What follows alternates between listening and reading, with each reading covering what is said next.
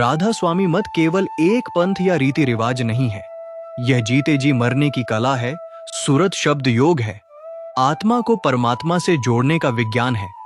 इस मार्ग पर चलने वाले हर सत्संगी से गुरु महाराज सबसे पहली मांग करते हैं कि वह अपना जीवन शुद्ध और पवित्र बनाए। और जीवन को शुद्ध बनाने का पहला कदम है परहेज। परहेज का अर्थ है बचाव, त्याग, रोक। रास्ते में कांटे बिछे हों तो आंख बंद करके नहीं चला जाता। मनुष्य जीवन भी ऐसा ही है। काम, क्रोध, लोभ, मोह, अहंकार के कांटे हर कदम पर हैं। साथ में निंदा, चुगली, पराई औरत की तरफ गलत नजर, पराए धन का लालच, ये सब ऐसे गड्ढे हैं जिनमें गिरकर जीव की सारी कमाई लुट जाती है। गुरु साहिब फरमाते हैं कि भजन सिमरन की दौलत तभी इकट्ठी होती है जब जीव की झोली में छेद न हो। परहेज उन छेदों को बंद करने का नाम है। पहला है निंदा। ये भक्ति की सबसे बड़ी दुश्मन है। बाबा जयमल सिंह जी महाराज फरमाया करते थे कि निंदा करने वाला आदमी अपने दांतों से अपना ही मांस नोचता है। राधा स्वामी मत में निंदा को पराया कर्म सिर पर लेने के बराबर माना गया है। जब हम किसी की बुराई करते हैं तो सूक्ष्म रूप से उसके बुरे कर्मों का कुछ हिस्सा अपने सिर ले लेते हैं और अपने पुण्य कर्म उसे दे देते हैं। व्यापारी होकर भी घाटे का सौदा कौन करेगा? अब बात आती है निंदा से क्या नुकसान होता है। एक, सूरत का बिखराव। मन निंदा करते समय नीचे के केंद्रों पर आता है। सूरत जो तीसरे तिल पर टिकनी चाहिए वह आंख, कान, नाक के रस में फंस जाती है। 2, भजन में रस नहीं। निंदा से मन मैला हो जाता है। मैले बर्तन में दूध डालो तो फट जाता है। मैले मन में शब्द का रस नहीं टिकता।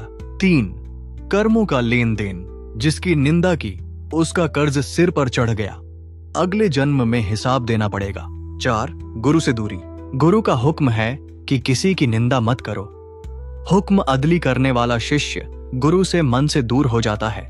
हुजूर महाराज सावन सिंह जी ने समझाया कि अगर किसी में अवगुण दिखे तो उसे अपने अंदर देखो, क्योंकि जो चीज हमारे अंदर नहीं होती वह हमें बाहर भी नहीं दिखती।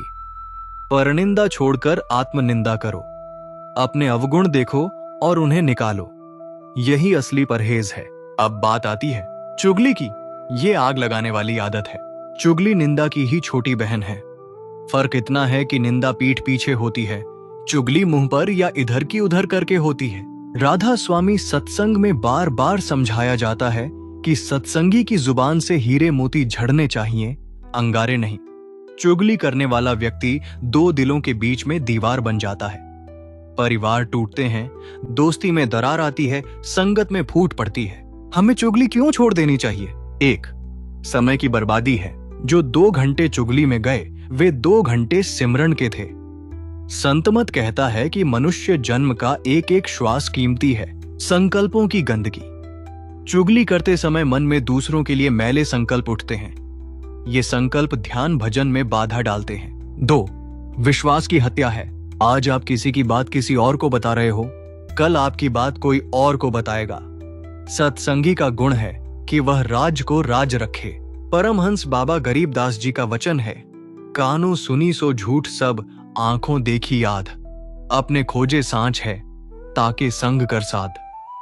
बिना देखे बिना परखे इधर की उधर बात पहुंचाना चुगली है, इससे बचो। अब बात करेंगे पराई औरत, जो सूरत के लिए जहर है। राधा स्वामी मत में ब्रह्मचर्य को बहुत ऊंचा स्थान दिया गया है। गृहस्थी के लिए एक पतिव्रत या एक पत्नी व्रत का हुक्म है। पराई औरत या पराये मर्द की तरफ बुरी नजर से देखना, सोचना, बात करना, ये सब सूरत को नीचे गिराते हैं। इसकी क्यों सख्त मनाही है? इसका कारण संतों के दृष्टिकोण से समझते हैं। 1, काम सबसे बड़ी दीवार है। काम शब्द की धार को रोक देता है। तीसरे तिल का दरवाजा कामी पुरुष के लिए बंद है। 2, मन का चंचल होना है। पराई औरत का ख्याल आते ही मन भागता है। भागता हुआ मन भजन में नहीं लगता। 3, समाज और परिवार का नाश है। इससे घर टूटते हैं, बदनामी होती है, जीव हत्या, गर्भपात जैसे पाप भी हो जाते हैं। 4, गुरु मर्यादा का उल्लंघन करना है। गुरु ने नामदान देते समय वचन लिया था कि पराई औरत को माता बहन के समान समझोगे। वचन तोड़ना महापाप है। हुजूर महाराज चरण सिंह जी समझाते थे कि औरत या मर्द का शरीर हड्डी मांस चाम का पुतला है, इसमें रस क्या है? असली सुंदरता तो आत्मा की है, शब्द की है। जब अंदर का नूर दिखाई देने लगे तो बाहर की नश्वर सुंदरता फीकी लगती है। अब बात आती है, इससे बचाव कैसे हो? दृष्टि को संभालो, नजर नीची रखो, फालतू एकांत और फिल्मी गाने, अश्लील साहित्य से बचो। खाली मन शैतान का घर। खाली समय में सिमरन, भजन, सत्संग, सेवा करो। माता बहन का भाव लाओ। उम्र में बड़ी को माता, बराबर की को बहन, छोटी को बेटी समझो। अब बात करते हैं पराया धन के बारे। अपने ईमान का सौदा करना है। राधा स्वामी मत में कहा गया है कि नेक कमाई का पैसा ही भजन में फलता है। पराये धन पर नजर रखना, रिश्वत लेना, मिलावट करना, कम तोलना, टैक्स चोरी करना, किसी का हक मारना, ये सब पराया धन है। बाबा जी अक्सर एक मिसाल देते हैं, अगर दूध में एक बूंद भी मट्ठा डाल दो तो सारा दूध फट जाता है। ऐसे ही नेक कमाई में 1 रुपया भी हराम का आ जाए तो सारी कमाई मिट्टी हो जाती है। उस कमाई से बने अन्न से जो खून बनता है वह मन को मलिन करता है। अब बात आती है, पराये धन से क्या हानि होती है? 1, बरकत नहीं रहती। हराम का पैसा 10 रास्तों से आता है, 100 रास्तों से चला जाता है। बीमारी, मुकदमे, लड़ाई में लग जाता है। 2, भजन नहीं बनता। चोरी के पैसे से लाया हुआ प्रसाद गुरु कबूल नहीं करते, मन डावांडोल रहता है। 3, कर्मों का बोझ। जिसका धन मारा अगले जन्म में उसका आरण चुकाना पड़ता है। कई बार पशु बनकर सेवा करनी पड़ती है। इसलिए संत कहते हैं, रूखी सूखी खाए के, ठंडा पानी पी, देख पराई चू पड़ी, मत ललचावे जी।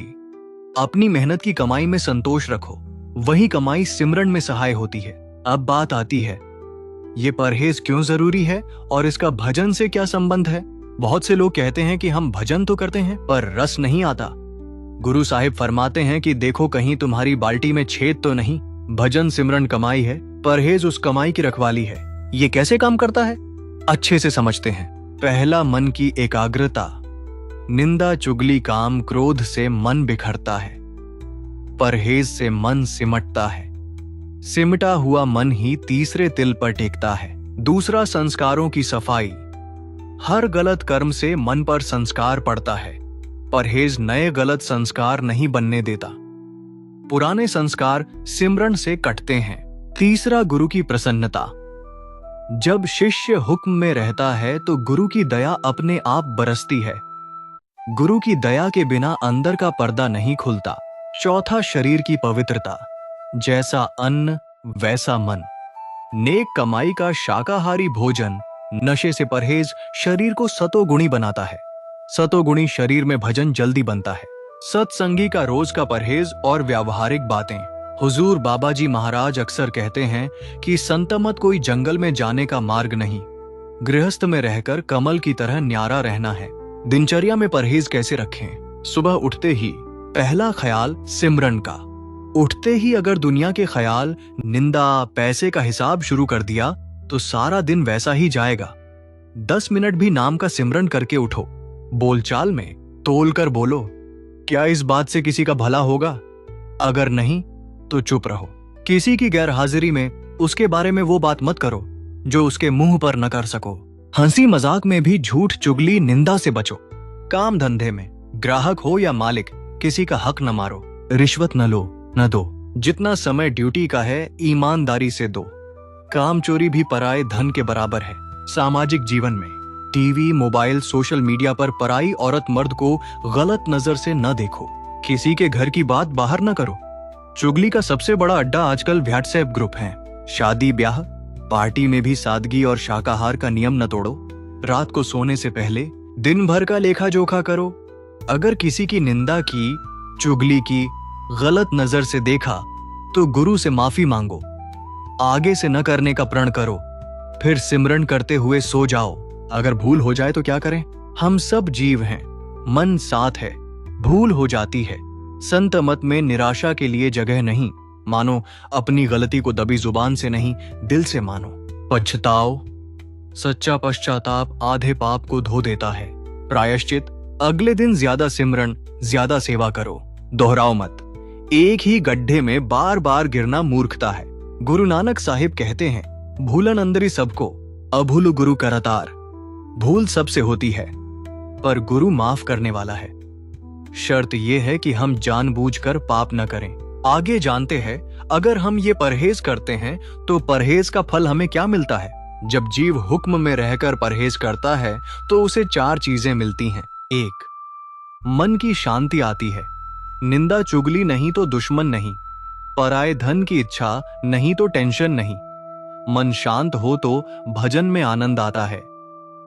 2, गुरु का प्यार मिलता है। बच्चा जब साफ सुथरा रहता है तो मां सीने से लगाती है। शिष्य जब परहेज में रहता है तो गुरु सीना ठोक कर कहता है कि ये मेरा है। 3, अंदर का रास्ता खुलता है। तीसरे तिल पर जब मन टिकता है तो घंटा, शंख, सितार, बीन की आवाजें सुनाई देती हैं, प्रकाश दिखाई देता है। यह सब परहेज की कमाई से होता है। 4, आवागमन से मुक्ति मिलती है। संतमत का असली मकसद है 84 के चक्कर से निकलना। परहेज और भजन के 2 पहियों से ही यह रथ चलता है। एक भी कम हुआ तो रास्ते में ही रह जाएंगे। अब अंत में, गुरु के हुक्म में ही सच्चा सुख सुख है। प्यारे सत्संगी भाइयों बहनों, राधा स्वामी मत का निचोड़ यही है कि पहले चाल फिर दीदार। पहले अपने जीवन की चाल को सुधारो, परहेज करो, फिर दीदार अपने आप होगा। निंदा चुगली छोड़ दो तो जुबान पर अमृत आ जाएगा। पराई औरत मर्द से नजर हटा लो तो नजर में नूर आ जाएगा। पराया धन त्याग दो तो बरकत घर में खुद चलकर आएगी। यह काम मुश्किल जरूर है, पर नामुमकिन नहीं। गुरु का सहारा लो, रोज सिमरन करो, संगत करो, सेवा करो, धीरे धीरे मन काबू में आ जाएगा। हुजूर महाराज जी का वचन है, जो तोकू कांटा बोवे ताही बोव तू फूल। तोकू फूल के फूल हैं, वाकू हैं तिरसूल। कोई निंदा करे तो तुम माफ कर दो। यही असली परहेज है, यही असली भक्ति है। राधा स्वामी जी। यह सत्संग संत मत के सिद्धांतों पर आधारित है। इसका उद्देश्य किसी की भावना को ठेस पहुंचाना नहीं, बल्कि संतों की वाणी के अनुसार जीवन को ऊंचा उठाने का संदेश देना है। अगर किसी से भूल चूक हो गई हो तो गुरु महाराज के चरणों में क्षमा प्रार्थी हूं।